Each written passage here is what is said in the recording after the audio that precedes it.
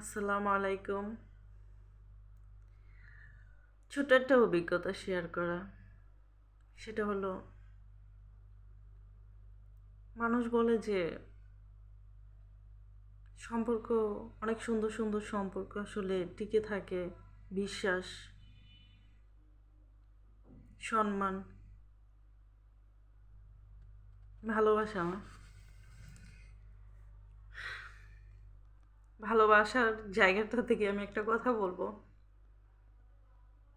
সে বন্ধু হতে পারে, ভালোবাসার মানুষ হতে পারে, ভাই বোন হতে পারে, মা বাবা হতে পারে, আত্মীয় স্বজন হতে পারে।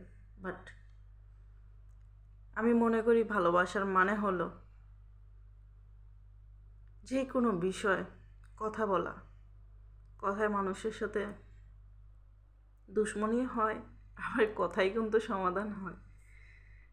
সম্পর্ক মানুষের অ্যাকচুয়ালি আমি মনে করি খারাপ হওয়ার কারণটাই হয় না বলা কথা। লাইফে যে সম্পর্কই হোক না কেন, কথা বলা জরুরি। আমি জানি না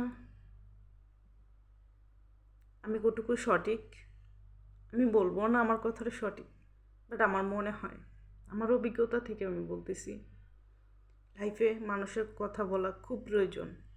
আল্লাহ না করুক, কে কতদিন বেঁচে থাকে, কে কতক্ষণ বেঁচে থাকে পৃথিবীতে কেউই জানে না।